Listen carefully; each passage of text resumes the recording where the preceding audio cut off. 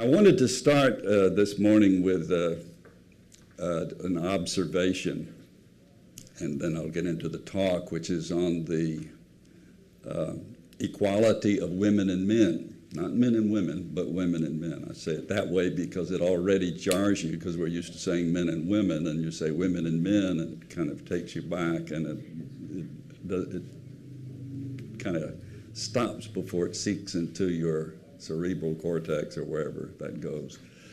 What I wanted to observe was simply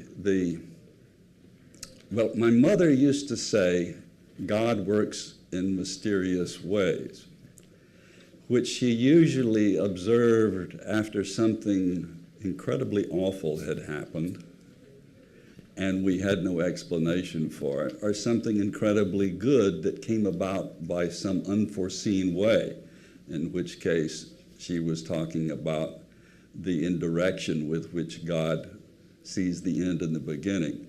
But as Hand of the Cause Fazey used to say, the only decent prayer we can really pray is that the will of God be done, because if you ask for something and you're insistent and God gives it to you, it may not be the best. I mean, God is not going to do anything that is going to hurt you, that ultimately anything God ordains for you is redounds to your benefit. I say that this morning simply because right this minute, my wife and the other, who's on the secretary of the ATC in the Hillsborough County cluster, or the Tampa cluster as it's called, is out teaching door to door. This is the second day or the third day of our expansion phase of our 6th IPG. And the second time we've used door-to-door teaching, and it is having amazing success. And my mother's axiom plays into this in that I was thinking once again this morning, the amazing inspiration that the House of Justice received in its infallible guidance, that you have something that I don't recall many other organizations having, namely a top-down mandate that bottom-up activities be the mainstay of the spread of the Baha'i faith. And if that's not clear to you, we can discuss it sometime. But I see the Rui books here, and I see some of you having come from your institute courses. And who would have thought from our American Western mentality and point of view that you could have some great change in an organization take place by mandating that it, from the top, that it be done on the bottom. I'm just saying the same thing over. Suffice it to say that it's incredible to me the effect that this direct teaching is having, not only on our community insofar as introducing people to the faith whom we never would have reached otherwise, but also the effect it's having on the community, those who are doing it and those who have agreed to go to our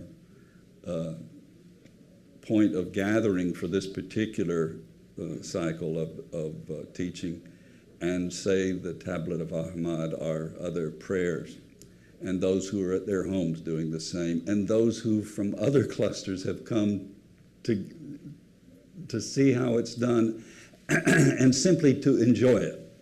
To enjoy doing it. So that's what's happening right now, so keep them in your thoughts.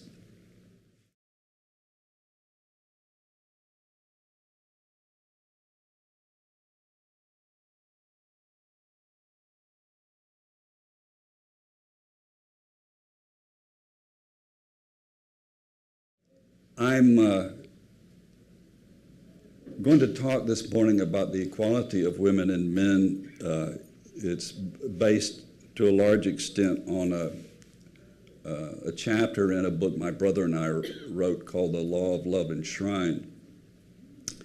But it's been 20 years since I presented this paper.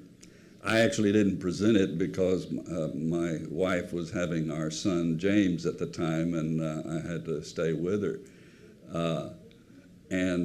So David Young read the paper at the gathering of the Association for Baha'i Studies that was meeting in San Francisco.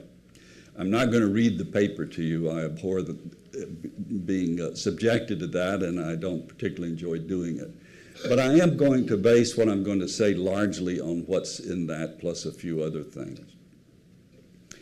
The first point that's particularly relevant to a discussion of the equality of women and men in terms of the Baha'i teachings on this subject is this obvious but nevertheless well worth repeating axiom or divine principle or divine law of reality, and that is women and men did not become equal because Baha'u'llah said it.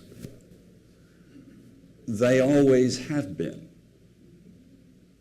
This is not a new reality, at least not spiritually, not in fact. But once the manifestation articulates that principle, he usually will also articulate the systematic incorporation, and the word incorporate is quite well chosen because it means to put in flesh. He institutes that principle in social systems, familial, and of course the three systems we have in the Baha'i faith are the local community consisting of families. So we have the family, the community, and then the various clustering of those communities are the territorial area which incorporates those communities, and then the House of Justice, which gives us guidance. So basically, of course, this remapping of the world that we now have into clusters. There's not one part of the world, as you all know, that's not in a Baha'i cluster. So we have remapped the world not just for Baha'i purposes, but literally as a forerunner of how future society will look. Now, what does this have to do with the equality of women and men? It has to do with the fact that Baha'u'llah institutes this law of reality, that women and men are equal in the family and in the community and in, of course, the House of Justice. Now, we could simply stop there and say, that's it. Men and women are equal. They always have been, and Baha'u'llah has instigated the habituation of that law in daily activities in the family life, the community life, and the global life of the planet. But we have in the Baha'i faith questions that inevitably arise. And it's interesting that no other manifestation has articulated this principle. Doesn't mean they weren't aware of it. It doesn't mean they might not have liked to. They all have dealt with it in one way or another by the gradual implementation of more and more equitable or just guidance for the treatment of women. But it is only now that it is timely. And of course, we have that wonderful statement that Baha'u'llah makes, that he's actually quoting from another source. How manifold are the truths which must remain unuttered until the appointed time is come. Even as it hath been said. So he's not saying it, it says it hath been said. Not everything that a man knoweth can be disclosed, nor can everything that he can disclose be regarded as timely, nor can every timely utterance be considered as suited to the capacity of those who hear it. So the manifestations always knew this, but it wasn't the time. It wasn't, there weren't circumstances to carry it out. It would have been more unjust than to articulate it than it would have been just, which may sound strange until you realize that, for example, Mohammed, ordaining that a man could have as many as 4 wives so long as he treated them all equitably,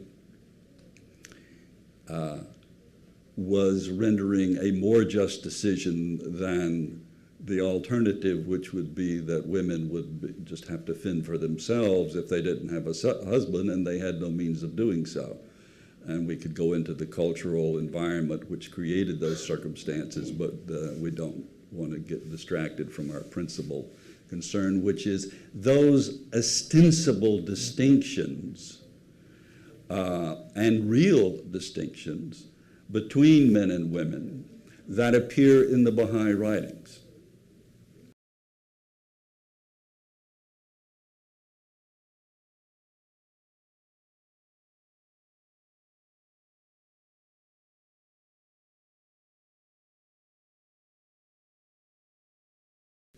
These deal primarily with the fact that women are not on the House of Justice, that women are not forbidden but are encouraged not to be placed in combatant roles in warfare, that women in the laws of inheritance are men, let's put it the other way, are given primacy insofar as control of financial affairs, insofar as the law of inheritance is concerned.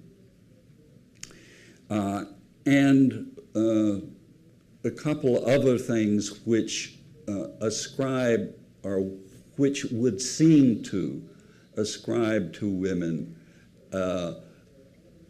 a sort of traditional role, namely that the woman has primary responsibility for the children and the husband has primary responsibility for the financial well-being of a household. Now let's see if we can wade through these successfully and come to some successful conclusions about the mysterious way in which God works through Baha'u'llah for this particular age. Because we've got ages to go yet. You know, this dispensation may well be 16% of it may already be gone. And we haven't even gotten the lesser piece finished yet, okay? So we've got a long ways to go, and a long ways to go after this dispensation. I'm going to give you some quotes, and I'm not going to give you the sources this time. Just take a string literal from it, and you can look it up on Ocean. Most of these quotes can be found in the compilation on women.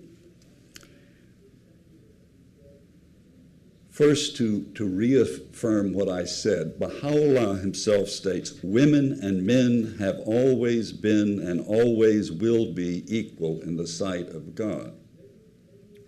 Now you could say, oh, well, in the sight of God they're equal, but why doesn't he make them equal in society? And the fact is he does. Now, we can resolve all of these problems with one statement that the House of Justice made when this issue was even more heated than it is now. And that was about 10 or 15 years ago,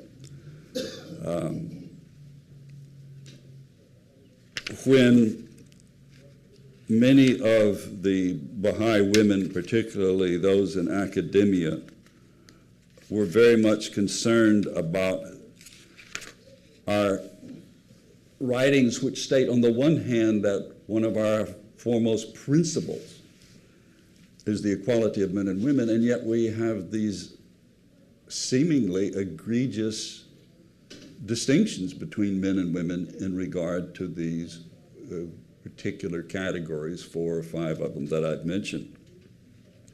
We even also have a statement in the writings that the man can strategically be called the head of the household in some sense. These would seem, together with the woman's primary responsibility to raise the children, as regressive in terms of the modern perspective of the equality of women and men. The quote from the House of Justice, which I'm obviously trying to find, I say obviously because I'm hemming and hawing here around. I probably know it by memory. Yeah, I think I do. Well, let me just quote it from memory. The equality of status does not mean identity of function. Equality of status does not mean identity of function. That means you can have 2 individuals of equal capacity, of equal status in society or in whatever way you want, but they don't have to do the same thing. So, for example, however equal women and men become, men are never going to have babies. Now, that's a biological fact. That's a law of nature. All right? That doesn't mean they're not equal. In what sense? In other words, equality doesn't mean sameness. And so we have, and of course at this point in our development as human beings, we don't know how much of what we would call feminine traits or attributes and masculine traits and attributes are learned, are societal, are nurtured as opposed to nature. But we do know they're there. And the Baha'i writings confirm that there are attributes that are inherently feminine and attributes that are inherently masculine. So the ones we know today are mostly learned. So men are the defenders of the household because, well, physiologically men have development insofar as their bodies are concerned, which generally makes them stronger than women. All right? So by nature, men have been traditionally assigned that role of being the physical defender of the family. Well, again, there's an inequality there. You can have a woman who, through great exercise and effort, can make herself as strong or stronger than other men. But by nature, this is just not so. So let's keep in mind as we go through these particular concerns this statement by the House of Justice: equality of status does not imply identity of function. Now, if we apply this to anything that does not have to do with inherent distinction, such as serving on the House of Justice, then we're in error. We're in apparent and palpable error. Because there is no distinction in capacity, intellectual, spiritual capacity between men and women. All of what we call human capacities are equally shared by both. So when we talk about what we take to the next world, we're talking about our reason, our memory, our will, all our intellectual and spiritual capacities we will take with us. And all of these are equally distributed, except that Abdu'l-Baha says, in a couple of respects, the woman is superior. Now, if he means that at this point in history they are, or are they permanently that way? I don't know. I'll simply read you what he says and you can decide. My inference from the way it is stated is that these are permanent distinctions. In some passages, Abdu'l-Baha seems to imply inherent and permanent gender traits. He states that woman has greater moral courage than the man. She has also special gifts which enable her to govern in moments of danger and crisis. Then in another quote, he says that woman is more tender-hearted, more receptive. Her intuition is more intense. And in another quote, in sciences, in arts, in virtues and perfections, women shall become equal to men. And as regard to tenderness of heart and the abundance of mercy and sympathy, women are superior. Are. Now, again, does that mean they are now because they've had to work behind the scenes and become intuitive rather than overt? I don't know. I don't know. But I infer from some of that these are inherent distinctions. And having lived with a woman for a long time, my lovely wife, I know she's smarter and I know she's more intuitive. Now, of course, we're two individuals, so I can't go on that. But some of that I feel is inherently hers, but you can't generalize from one individual, I know. So, if we go back to the problem of women on the House of Justice, it cannot be anything to do with capacity of any sort, spiritual or intellectual or any other kind of human capacity. So we'll put that one aside later, how we're going to resolve that then. All right? So let's stick that over here and get to those that are a little more easy to deal with in terms of how can these distinctions in law, in the Agdas, be made when the principle underlying it all is men and women, or women and men, are equal in all human capacities.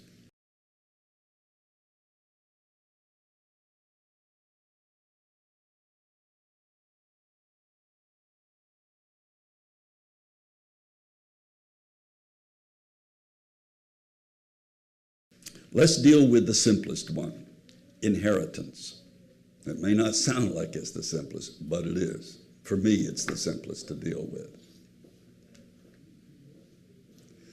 First of all, we can understand the logic behind why women are have primary responsibility for raising children. They have the children. And they are the first educators of the children, which brings us, of course, to the law that if you have a man and woman who are husband and wife and they have children, and only one can be educated, that the woman's education should have priority in as much as she will be the educator of the children, and therefore, if one has to come first, it will be she. Because of this responsibility. Now, this does not mean that the man doesn't have an equal responsibility for the children. In other words, we can't fill in or extend that law to imply this is eternal and inextricable. There's one other principle up here with the abiding principle of the essential equality in human capacities, and Equality of status does not mean identity of function. There's another one we need to put up there, and that is that each family is like, the Guardian says, a small community. Each family must figure out its own affairs. So, for example, the man has primary responsibility, and in fact, the Guardian says, the members of a family all have duties and responsibilities towards one another and to the family as a whole, and these duties and responsibilities vary from member to member and in the course of their natural relationships. The parents have the inescapable duty to educate their children, but not vice versa. The children have the duty to obey their parents. The parents do not obey the children, except in our society. The mother, not the father, bears the children, nurses them in babyhood, and is thus their first educator. Hence, daughters have a prior right to education over sons. And as the Guardian Secretary has written on his behalf, the task of bringing up a child, Baha'i child, as emphasized time and time again in the Baha'i writings, is the chief responsibility of the mother, whose unique privilege it is to create in her home such conditions as would be the most conducive to both his material, his material and spiritual welfare and advancement. The referent of his is the child. Well, this goes on. This is quoted from the House of Justice, and I'll give you the date on that one. That's a letter to New Zealand in 1980.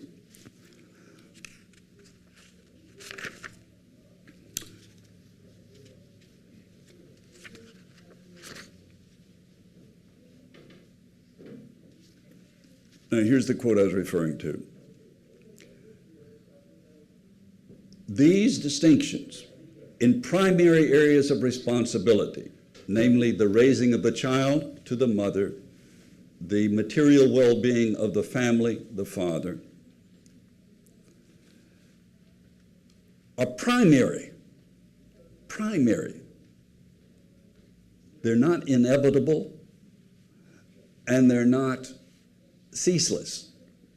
Such distinctions most emphatically do not imply that the man has no parental responsibilities or that the woman is less capable than the man of earning a living, or that the woman does not have full and equal part in making all financial decisions. Indeed, the House of Justice notes that these relationships and responsibilities must be worked out within the exigencies of each individual family. So if you have a case where the woman can make more money and so on, and the husband stays at home, takes care of the children, nothing wrong with that. That family consultation, this is a quote from the House of Justice, will help to provide the answers. So in other words, each family is its own little community, and consultation and so on will determine how these principles apply in the particular situation of a particular family. Neither sex has primacy in consultation. Consultation means all have an equal voice in that discussion. In addition, the House of Justice notes that the role of the woman as mother does not by any means imply, and this is a quote, that the place of the woman is confined to the home, or that the man's deprived of the responsibility for an equal part in raising the children. All right? Primary responsibilities, but not inevitable and inextricable. Now, I said inheritance. Well, why did I do all that before we talk about inheritance? Because there's one thing that a lot of people miss when they read the Agdas and read about the distinction made in the law of inheritance between women and men. Now,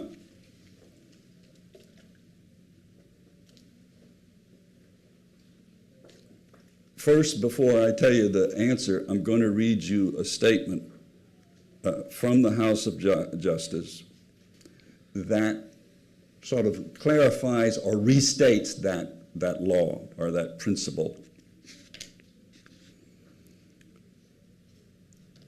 The task of bringing up a child, as emphasized time and time again in the Baha'i writings, is the chief responsibility of the mother, whose unique privilege it is to create in her home such conditions as would be conducive to both his material and spiritual welfare and advancement. I just read that. The training which a child first receives through his mother constitutes the strongest foundation for his future development. A corollary of this responsibility of the mother is her right to be supported by her husband. I'll read that again. A corollary of this responsibility of the mother is her right to be supported by her husband. A husband has no explicit right to be supported by his wife. This principle of the husband's responsibility to provide for and protect the family can be seen applied also in the law of intestacy, which provides that the family's dwelling place passes on the father's death not to his widow but to his eldest son. The son at the same time has the responsibility to care for his mother. So in other words, the primary responsibility that was the father's when the father deceases now devolves to the primary responsibility of the eldest son, primogeniture. But wait, why? Why does it have to be that way? And the answer is, it doesn't. You know, one critical word in that passage is what? Intestacy. This isn't an inevitable principle by which a will should be devised. It may be a wise one, but not inevitably. Let me explain.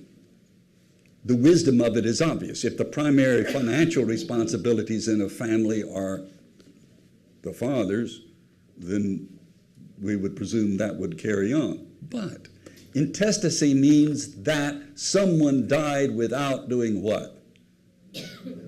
Making a will. And making a will in the Baha'i faith is what? A what? Obligatory law for everyone. Which means someone didn't do his job or her job. They didn't obey the law. So what has Baha'u'llah done? He's taking a family which is now in apparent disarray.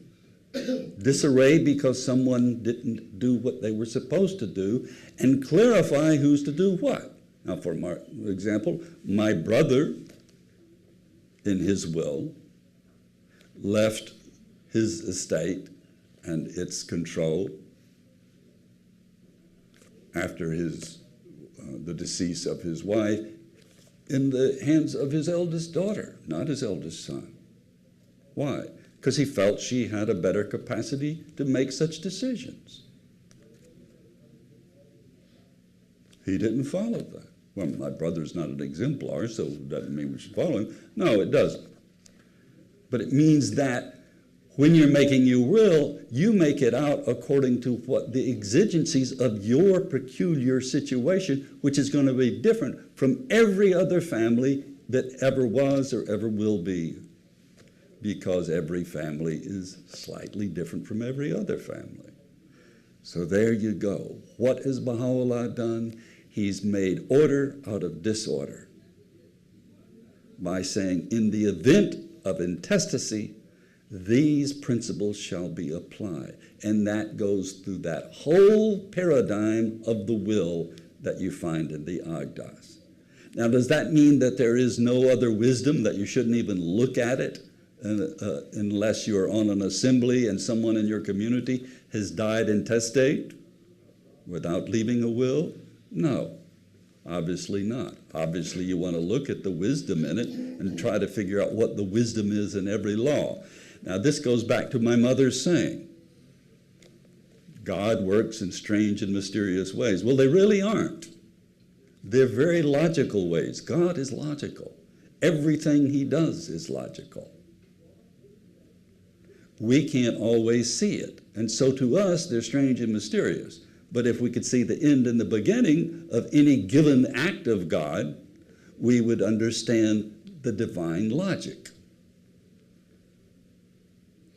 All right? So, there is a divine wisdom in this, and in every law, there is no such thing as an arbitrary law, either by Baha'u'llah or any other prophet of God. They all have a divine logic and wisdom. So they're strange and mysterious, these laws, to us at a certain time. But what does Baha'u'llah say? Let's set that aside for now. So that knocks down one of these problems, I hope. All right? The law of inheritance is a law applied to someone or some family that is now confused because nobody knows who gets what or who should do what, because the person didn't leave a will, therefore didn't leave anyone in charge, and the whole estate is up for grabs. And you've seen time and time again in the news what happens when some celebrity dies without a will. And even if they left a will, they'll try to take the will apart, et cetera, et cetera. All right.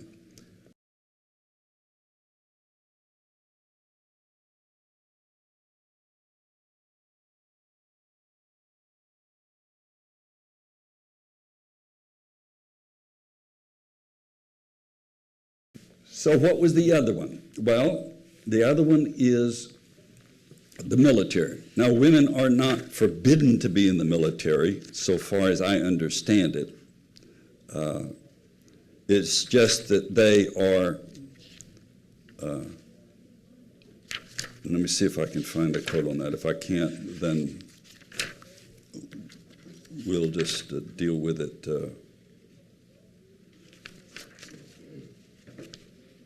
I mean, if women can do better in times of crisis, I would want them on the front line myself.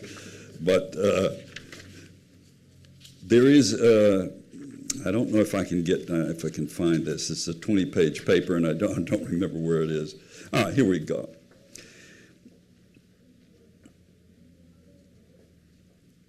They are exempt from military engagements. And there's some other writings on that.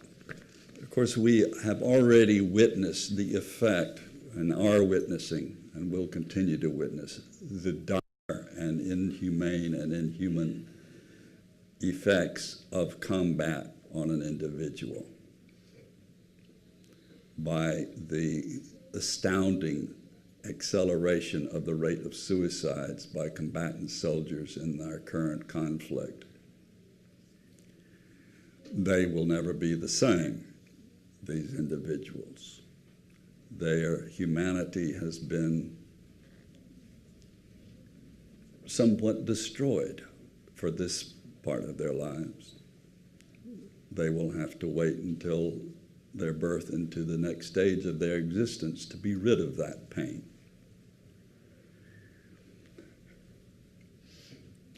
And if you have a choice as to which you want to maim, the person with financial responsibilities or the person whose primary responsibility is for raising children, your hard choice is take the person who's going to get at least the military benefits, and will not be so deranged as to not be able intelligently and spiritually to raise children. So we can get into that some other time, insofar as all of the exigencies involved in women in the military, what's appropriate or inappropriate about it, and so on. But suffice it to say, the writings state that it is preferable for women not to be engaged in military combat. And of course, we've faced all kinds of problems because of that right now. And again, I don't want to focus the talk on that. We come to the most challenging and most difficult for non-Baha'is and even some Baha'is to abide: women on the House of Justice.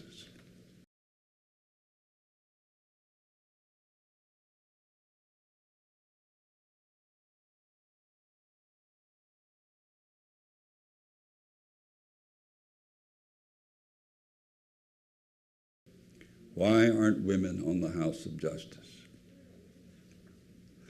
Now, I could stop at this point and have anyone who thinks he or she knows the reason for this raise his or her hand, and we would probably have a good half-hour discussion or 2-hour discussion, or we could talk all day.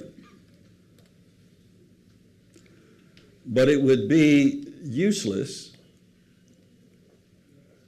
because of one simple quote of Abdu'l-Baha. So let me get to that.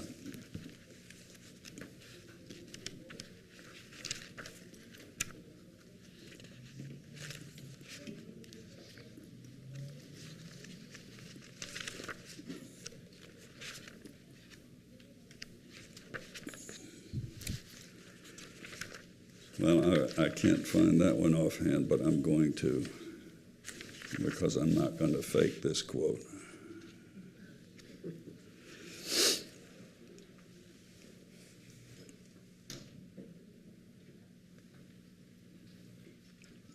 Now, the reason this is important is obvious, but the trouble that has arisen around it has subsided somewhat, or at least it's not as vituperous as I recall it being, or at least people aren't sharing their vituperation with me, for which I'm greatly pleased. But there were all kinds of letters that this was a decision that was applicable at the time of Baha'u'llah, but it could be changed and so on. A letter has come out from the House of Justice saying this cannot be changed in this dispensation, that this is a law of Baha'u'llah. It will not be changed, not by the House of Justice, not during this dispensation.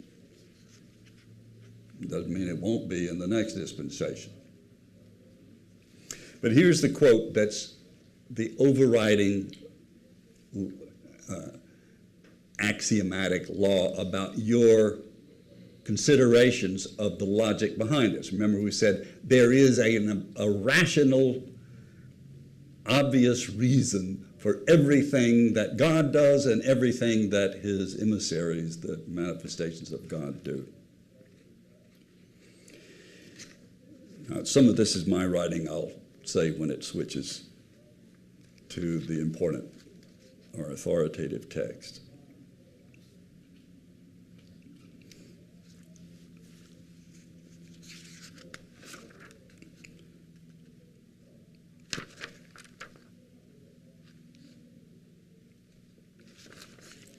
Abdu'l-Baha states, "In no movement will they be left behind. Their rights with men are equal in degree. They will enter all the administrative branches of politics. They will attain in all such a degree as will be considered the very highest station of the world of humanity, and will take part in all affairs, period." With this clear statement of the equality of women and men, let us consider a distinction of duties that seems unrelated to matters of rearing children, the crucial role of membership on the House of Justice. How can we not infer from this distinction of function a sense of the woman as less capable in some as yet unknown way? If we approach this issue by asking ourselves what it is that qualifies men that does not qualify women, or the converse, what capabilities do women not have that men have, then we have already strayed from the logic and integrity of the Baha'i principle. That question you can't ask. It's inappropriate. Why? Once you have established that there is absolutely no distinction in human capacity between men and women, such questions automatically become illogical and unfounded.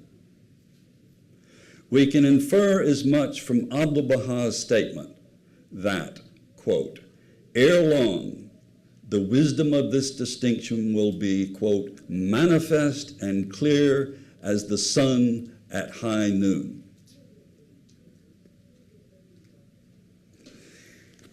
In other words, when you know, you will know you know.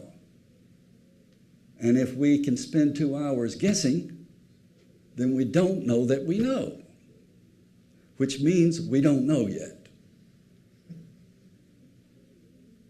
But it will become known. And when it does, as I say in this, there was a point early in the development of the faith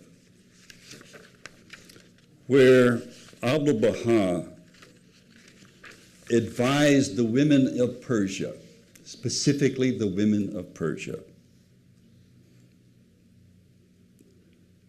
now engage of matters of pure spirituality and do not contend with men.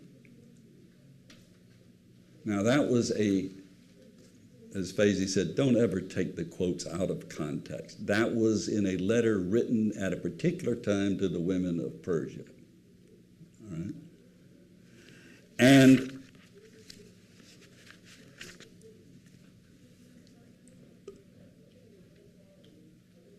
Abdu'l-Baha goes on to say that in time you will come to understand the reason for this advice, and you will say, quote, this was indeed supreme wisdom.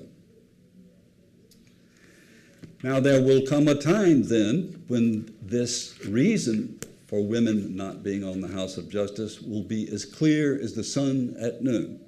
And at that time, I have no doubt, we will indeed declare this indeed was supreme wisdom. And when we know it, as I say, I always compare it in a way, and I mean to cast a pall over possessing such knowledge. It would be wonderful if we knew. A lot of people think they know. The one thing I feel I know is that whatever it is has to be circumstantial. That is, something dealing with the circumstances of this time, this place, I don't know. But if it can't, in other words, you almost have to conclude that if it's not an inherent distinction, then it has to be circumstantial. In the same way that if men and women are equal and Muhammad says you can have as many as 4 wives, then there has to be something else going on. Well, there was. All right. Now, what those circumstances might be, I don't know. I've heard a lot of speculation about what those circumstances might be, and a couple of them I think are probably correct, but it doesn't matter. The point is, we always ask, you think the calamity described in the Citadel of Faith has happened yet? You think it has? You think that it was the Second World War? Or how about this, or how about that, Read the first paragraph of The Promised Day Is Come, and you will conclude what? If it had happened, we wouldn't have to ask the question, because it will be not an event, but a process in which all of the world leaders will have willingly ceded a portion of their sovereignty to establish a global commonwealth or federation of governments. Not because of the faith, not because they had become spiritually galvanized, not out of the goodness of their hearts or the magnanimity and altruism of their character, but out of dire necessity. It will not be a Baha'i event. It will not even ostensibly be a spiritual event. It will be a necessity. And the point is that it will be of such a nature that there won't be a person on this globe, however isolated, even if they're in New Zealand, that won't be aware of it. I say New Zealand because that's where in the 60s everybody who was afraid of the calamity used to think about going or actually went. I've been there, and I wouldn't mind living there myself. So, in other words, the same principle, I feel, applies to this question. When we know, we will all know, and it will be so apparent and obvious that we will wonder why we asked the question in the first place. Now, I'm going to finish with this one analogy that has been often, I feel, if not misused, or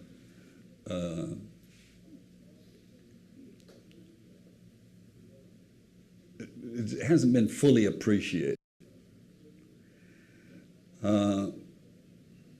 There is the pamphlet that came out from the National Spiritual Assembly about probably, I guess it's 10 years ago now, The Wings of One Bird, which is on the equality of women and men.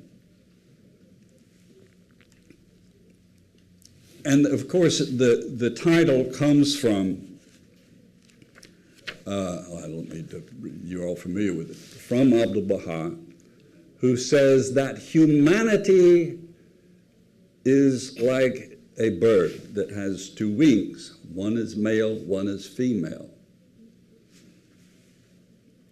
And until both are equally developed, the bird cannot fly, or at least it'll fly around in circles, depending on which is overdeveloped.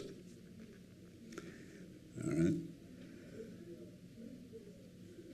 Now that's real nice. It's a sweet analogy, but it's deeper than is apparent. You don't want two left wings.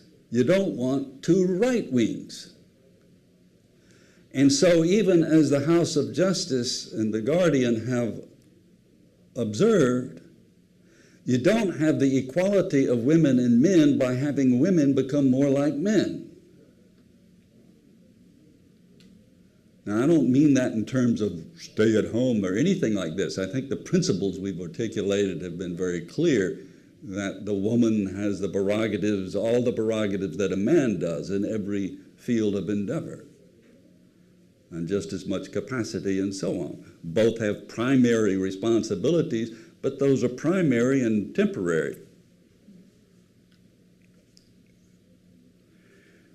But there is a distinction between male and female. The biological ones we're aware of.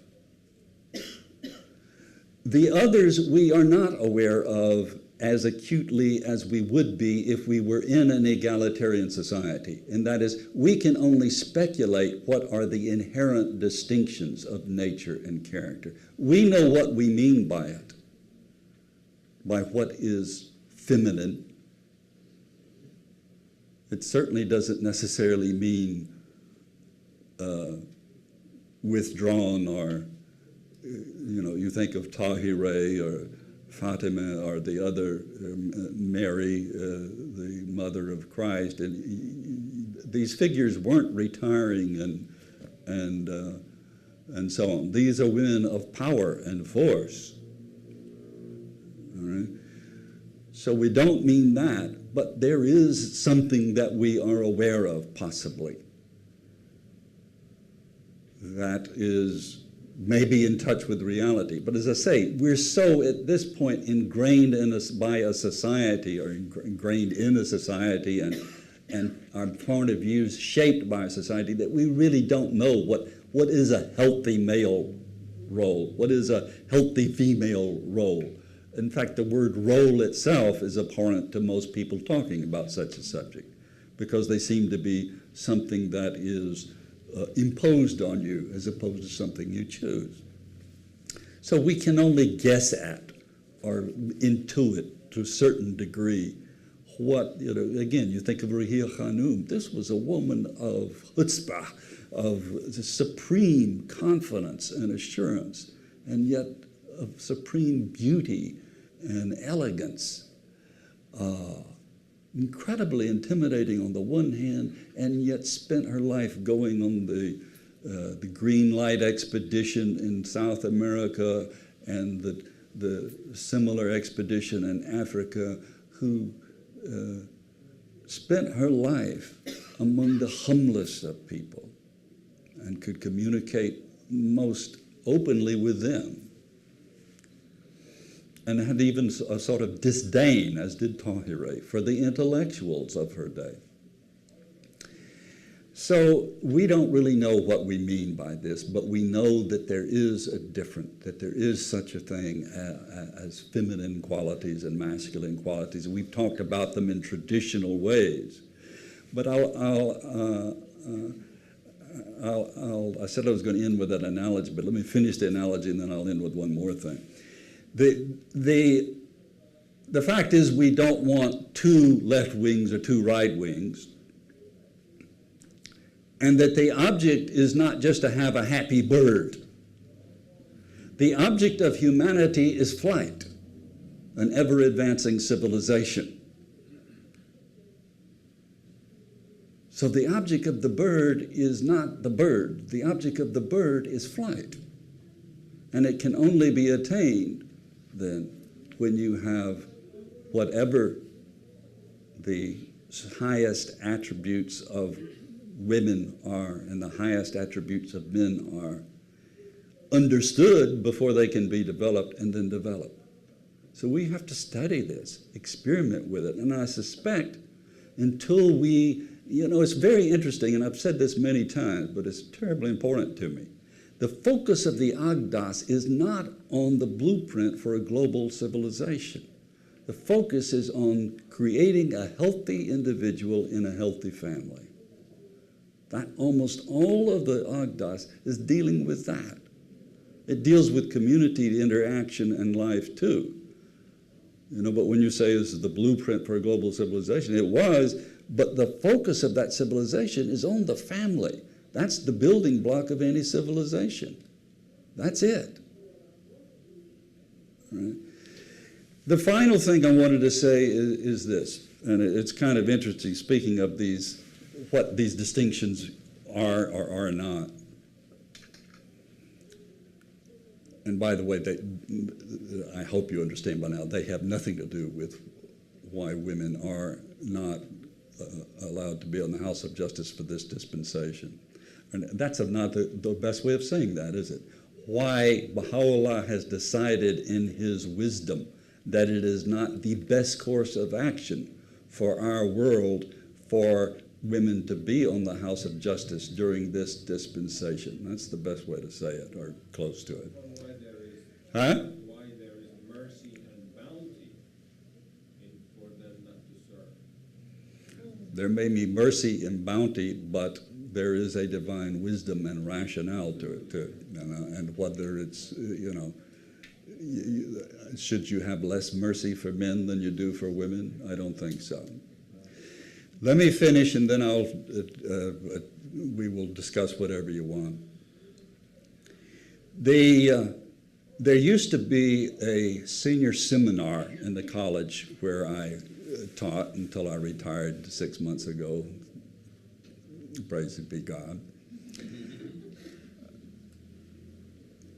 It was during the time of sort of the end of the hippie era when people could choose their own curricula and they could, and we were trying to get it together and be really humane and human and so on. And so before people graduated, there was a seminar they had to attend, which was pass or fail. It wasn't graded.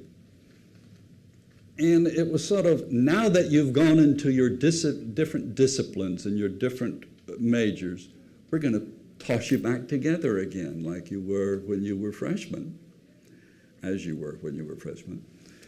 And I still have grammatical sensibilities. And you're going to discuss whatever the teacher wants you to discuss and so on. And so, I mean, basically, the teacher could create whatever he or she wanted. Well, naturally, I, using my Baha'i background, dealt with the attempt to create an integrating principle in society. So I could deal with every effort being made to unify society.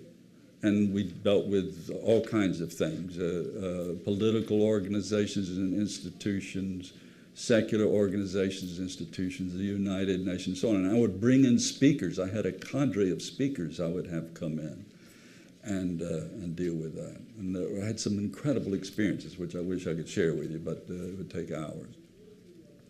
Suffice to say, when I dealt with what was then the very hot issue of, because the women's movement was in full swing at this point, particularly among white, middle-class American women who had consciousness-raising groups and so on.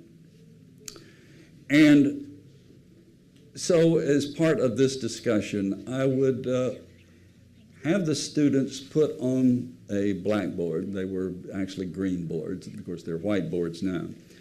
As ever-advancing civilization for you. And so I'd say, I want you to write down all of the attributes you can think, whether you agree with them or not, that are commonly held about what are the attributes of a male, a man.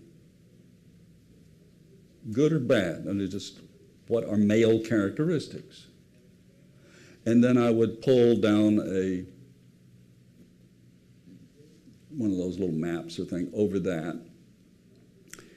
And then I said, all right, now I want you to do the same thing for a female. What are the common attributes or commonly accepted preconceptions about what a female is like? And they did that. Then I did a third column. And you think this would be obvious, but it's not. And you can try this with a class if you want. It actually works. I would do a third column and I would say, I want you to write down all of the attributes of what you think constitute a good person, a good human being. And sometimes I would make it, I'd give it a sort of Johnny Carson bent by saying, if you were on a desert island, what the characteristics of someone you would if you had to spend the rest of your life on that desert island with this one person, what would this person be like? Forget about sex or anything like that. Just what are the characteristics, Well, I'd like him to have a sense of humor, or I'd like him to know how to make fire from, whatever. The point is that they would then do the third column. And then after they were through, and if you do this in sequence so they can't think about what they've just done, it works better. We would look up, raise up the coverings on the other two columns, and we realized that the good person was a precise synthesis of the attributes of the male and female columns. But what was more astounding was, as we would cover each column and read what the man sounded like, he was awful. He was without feeling. He was impervious to pain, or appeared to be so. He was Rambo. And you can think Rambo's really, really neat, but would you want to spend the weekend with Rambo? Or have a conversation about the Baha'i faith with Rambo. I don't mean Sylvester Stallone. I'm sure he's quite wonderful. But this character, this fictional character, all right, or with Dirty Harry for that matter, or any other character Clint Eastwood has ever played, or 3/4 of the characters that Robert Redford has ever played, and all of the characters John Wayne played. You know? And then you look at the woman and you find out, oh my God, this person is a mess. This person is an emotional pool of sensibilities and about to fall apart. This person needs help, you know. So our social roles that we have created are obviously just infused with flaws, and in effect you can say, well, that's wonderful because we come together and we have this complementarity, this principle of complementarity. And we fit together because you have the qualities I need and I have the qualities you need. No, you know, that's not complementarity. All right?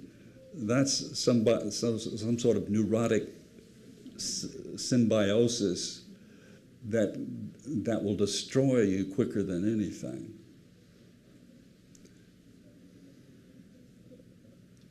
So complementarity is what the Baha'i principle of equality is about. Not precise sameness, but, again, equality of status, but not identity of function. Okay? Thank you.